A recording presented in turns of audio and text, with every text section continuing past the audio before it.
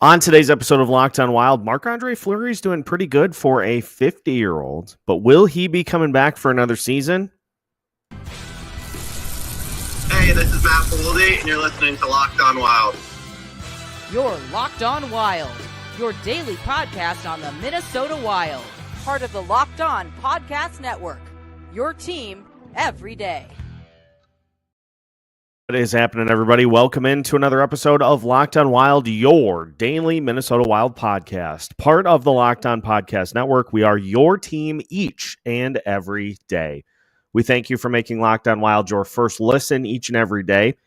Make sure you subscribe on YouTube and your favorite podcast platforms so you don't miss out on any new episodes throughout the week. Today's episode of Locked On Wild is brought to you by FanDuel. From the first whistle to the final drive, FanDuel makes the NFL playoffs even more exciting. Right now, new customers can bet $5 and get $300 in bonus bets if you win your first bet. Visit FanDuel.com to get started.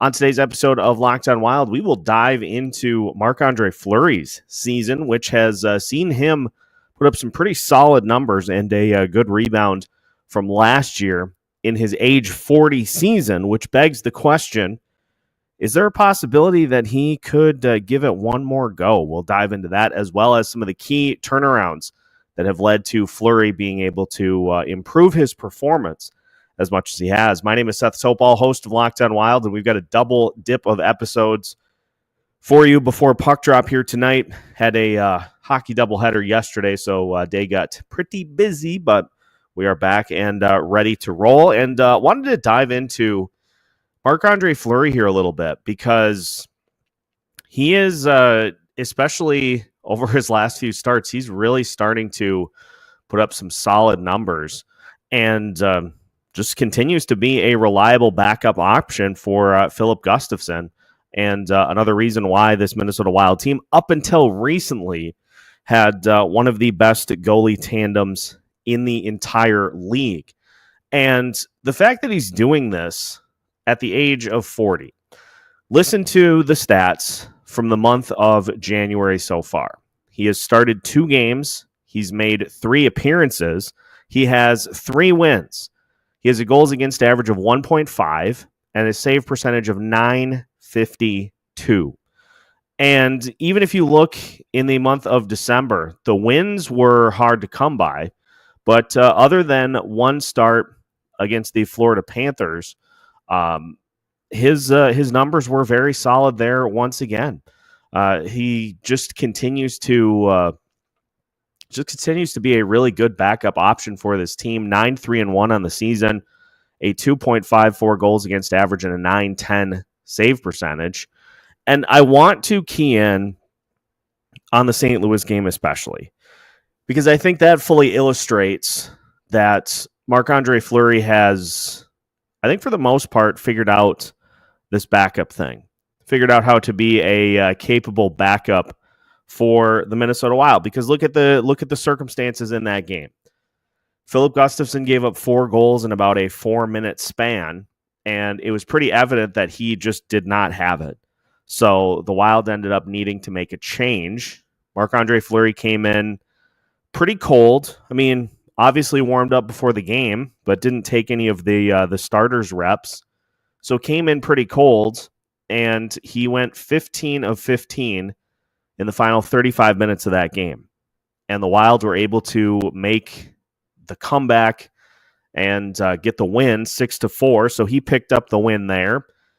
And even in his most recent start against San Jose, 36 out of 37. And it was a game in which the San Jose Sharks had the better of the play offensively. Now, they didn't score the goals, largely in part to Marc-Andre Fleury's work in net, but they definitely had the edge in the shots in the quality department, and the Wild needed every bit of what Marc-Andre Fleury gave them in that game. And if we look at his stats on the season, he's not going to give you the flashy, the high goals saved above expected numbers. His goals saved above expected over the course of his 14 games is negative 3.2. So over the course of 14 games, that's right about league average. He's maybe every couple of games giving up a goal that you should have as a goalie. But that's a big improvement over where Fleury was at in that department last season. Fleury last season had a goal saved above average of negative 8.9. This year, he is at 3.3, at least according to hockeyreference.com. He is 3.3 above, which is his best mark since the 2022-2023 season, which both him and Philip Gustafsson were really on top of their game pretty much all season.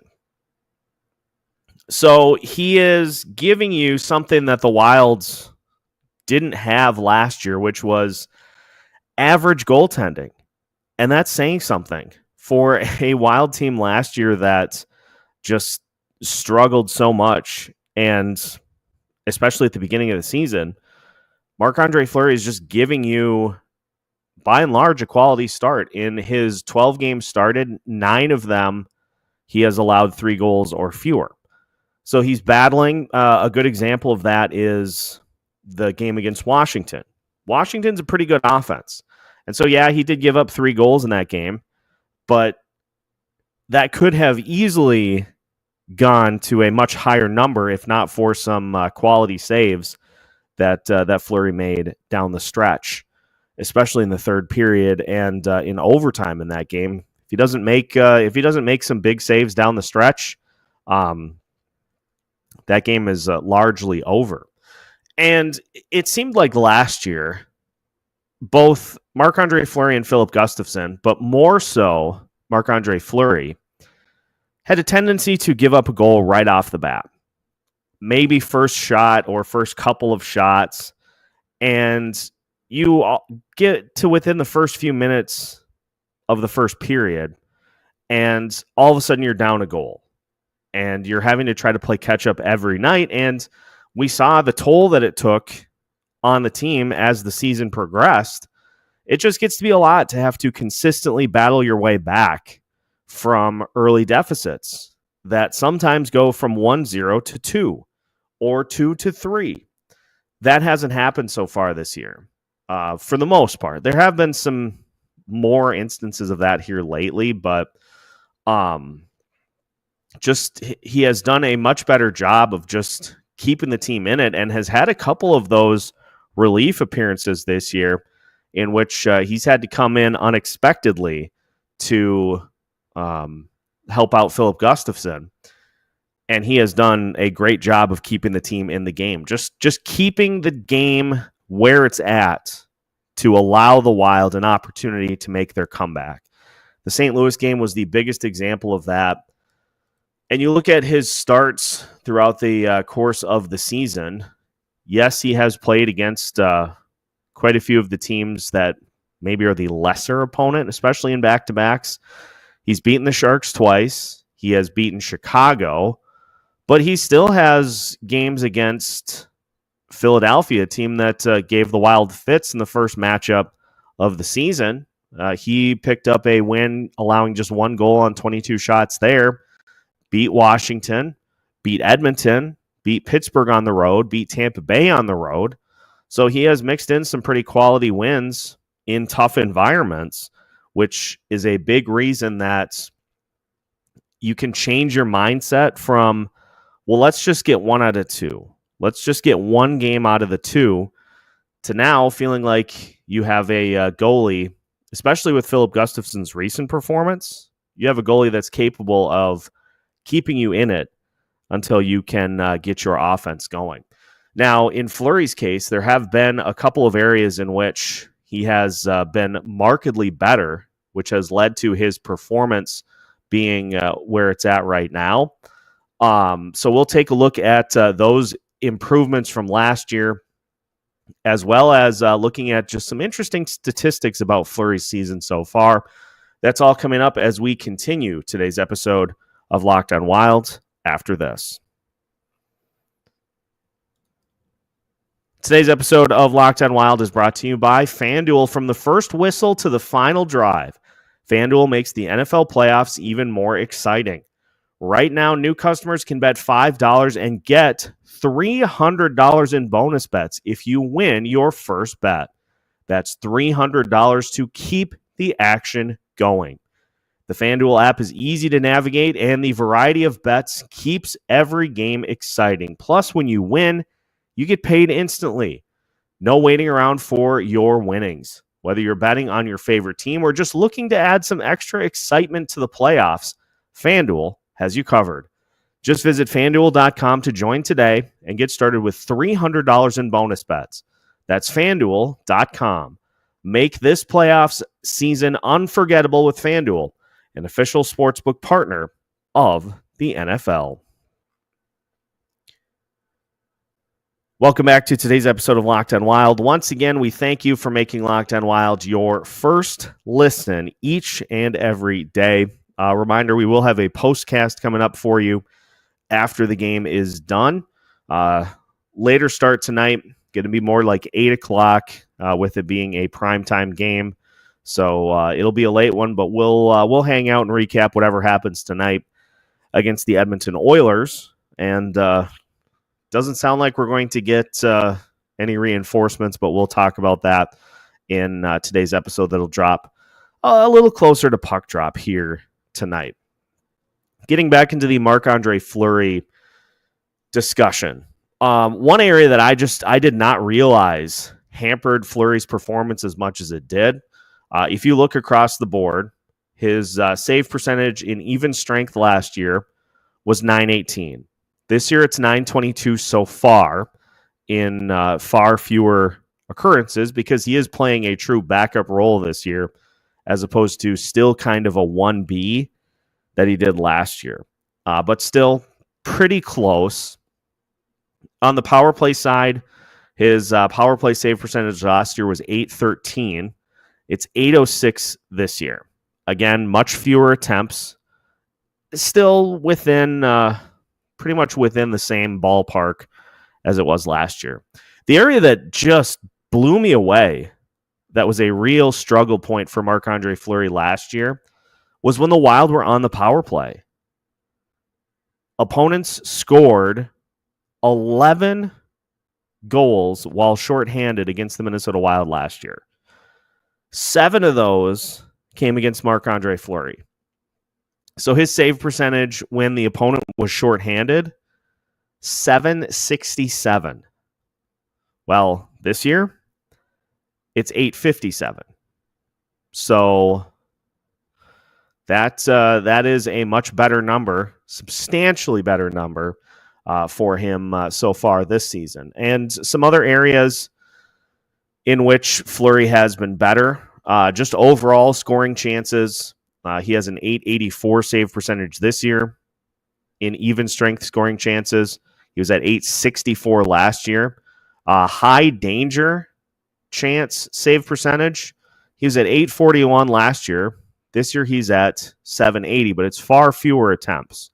So the defense is doing a good job of limiting those high danger chances. Fleury is giving up more of them. I think that just kind of speaks to his play style. He's never had good save percentages in high danger chances because you're really not supposed to as a goalie. If you can be somewhere between, high 7s to mid 8s, that's about the best you can do as a goalie. His high danger save percentage in his years with the Minnesota Wild, he was at .806 in the last bit of 2021-2022. .835 in his first full year with the Wild, .841 in his second season, and now .780 this year. If you can limit the high danger chances, that's where the battle is won by your team in those instances. So I thought those numbers were interesting so far this year. Just looking at some of the other numbers. Again, his adjusted goals against average, which factors out some of the unlucky bounces, things along that line, is at 2.69. So it's not that far off from what he is actually at, which tells you that his performance is pretty accurate. He's not getting bailed out a ton, or he's not being the victim of just some bad luck so far this season. On the quality starts side, which is starts in which you've got a save percentage of at least 88.5%. If you have faced 20 or fewer shots, or a start with the save percentage above average for the save percentage for the year, he was just at 50%. He started 18 games. He had 9 quality starts. As we mentioned, he started 12 games this year, and he has 9. And they also have really bad starts with a save percentage below 85%. Fleury had 9 of those last year out of 18. This year, he has 1. So really upping his performance over the course of the season in just about every statistical category so far this year. Now, no shutouts yet. He's had 2 shutouts each of the last 2 seasons. So will he get one? That's hard to say. It seems too, like in the first 3 quarters of the season that we've seen so far, both Philip Gustafsson and Marc-Andre Fleury have had opportunities for shutouts that have been broken in the third. Whereas instead of giving up like the first goal of the game, now you are giving up the last goal of the game, but the game's already out of reach. And it's just not going to be, there's no scenario in which, you're going to blow the lead. It's just kind of one of those odd occurrences that have happened so far this season. So the big question that everybody wants to know, and Fleury has talked a little bit about this, so we'll debunk it for those that are hoping that this is his final go-around. There have been some questions as to whether or not, with his performance improving as much as it has, that maybe he wants to come back for one final year. Give it one more go-around to see maybe if he still has something left in the tank to kind of build off of this season and maybe just keep things rolling for another year. We'll talk about whether or not that is even being entertained right now as we continue today's episode of Locked on Wild after this. Today's episode of Locked on Wild is brought to you by Rocket Money. Did Rocket Money help you find any subscriptions you forgot about or that you were paying for twice? Definitely happened to me.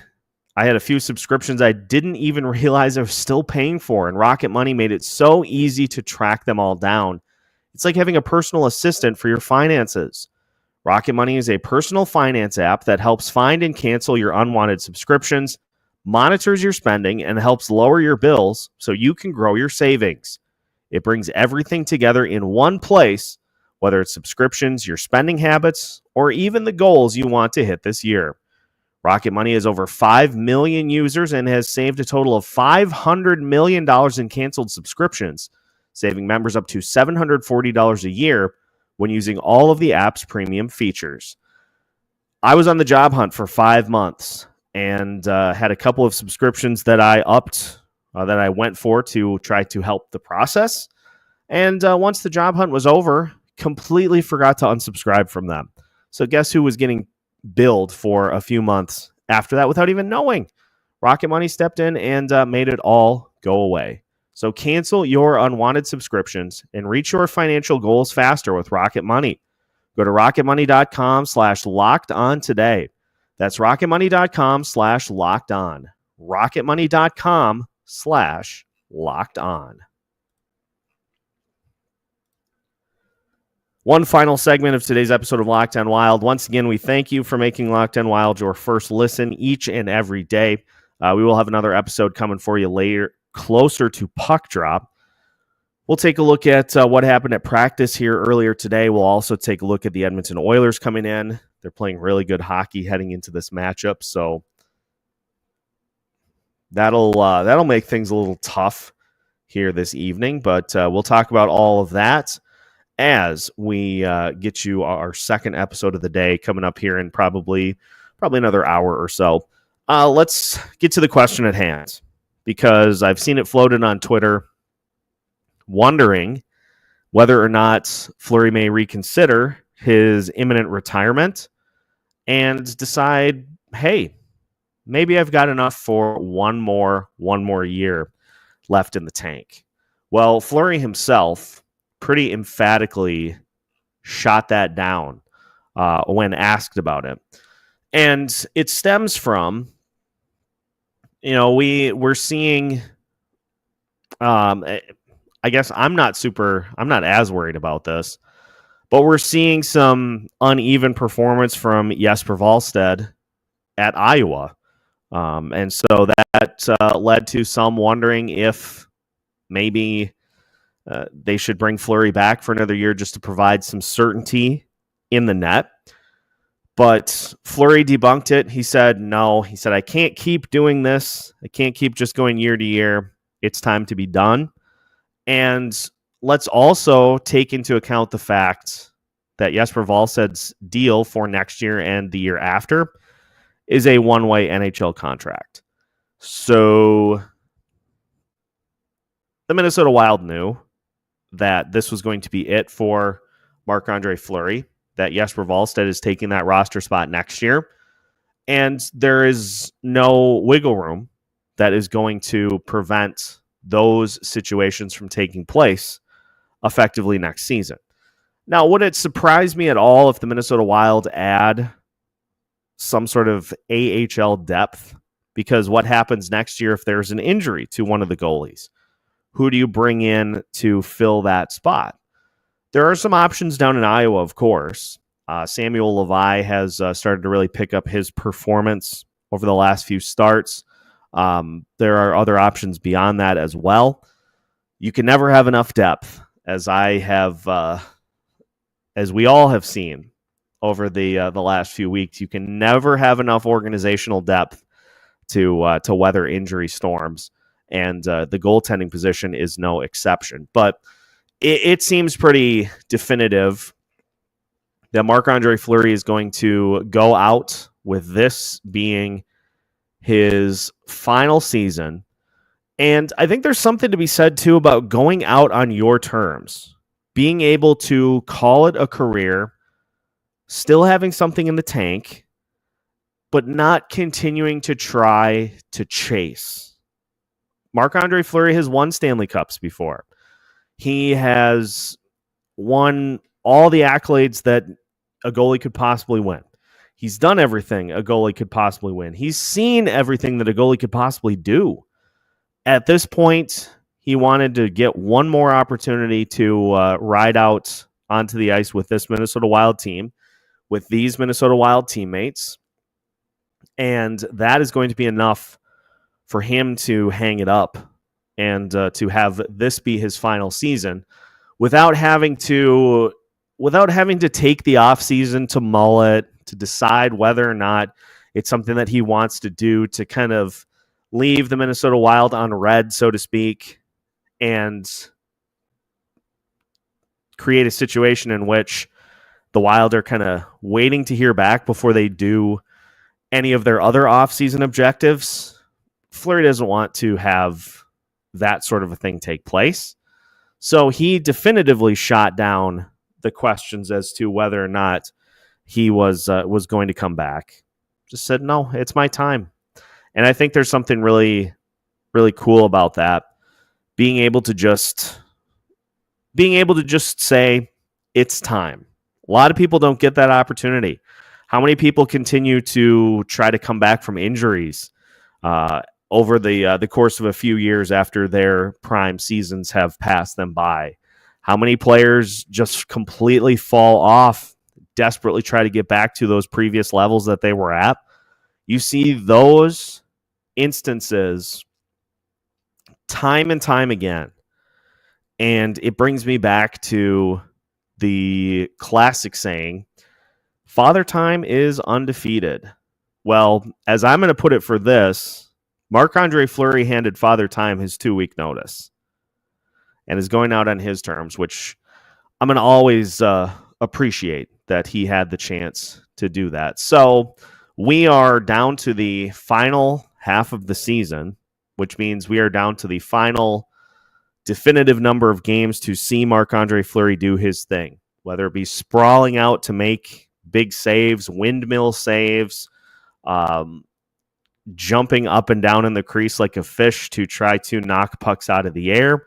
All of the antics, all of the pranks, all of the fun that Marc-Andre Fleury has brought to the NHL is going to be gone after this year, which is unfortunate.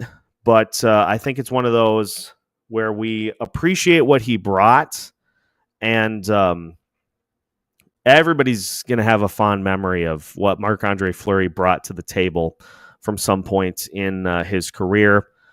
But you may have some that, never happened and will always be wondering what could have been.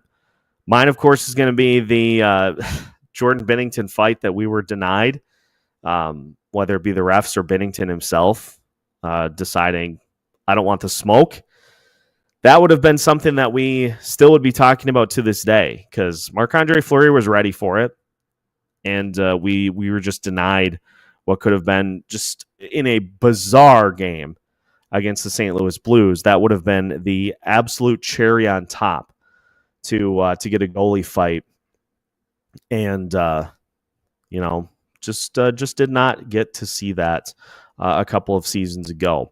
But always made time for fans, always made time for media, very gracious with everything that he has done throughout the course of his very lengthy career. And it's not a question at this point. He is definitely going to be a Hall of Famer. Question is, do you go in right away? Does it take a little bit of time? That always is dependent on those that are in positions to do the voting. So what I'll say to finish things off here for the episode is just take some time to appreciate what Marc-Andre Fleury is still able to do at age 40, because I'm not that far behind him, and I couldn't come close to doing what he's doing in the net for the Minnesota Wild here these days. And he is a big reason as to why the Wild are in the position they're at. I know the play has kind of tailed off here recently, but once you got to hope that once key players come back, once this lineup looks a little bit more close to full strength, that they'll get back to where they were, and they'll resume their push towards the postseason. Now, would we see Marc-Andre Fleury in the postseason for a start or two?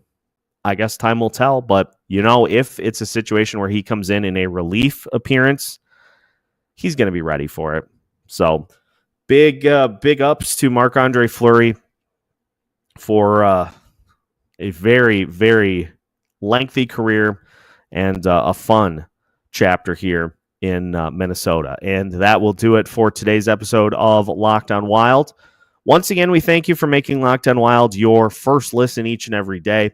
We are your team each and every day as well, so make sure you subscribe on YouTube and your favorite podcast platforms so you don't miss out on any new episodes throughout the week. We've got new episodes for you every Monday through Friday as part of the Locked On Podcast Network.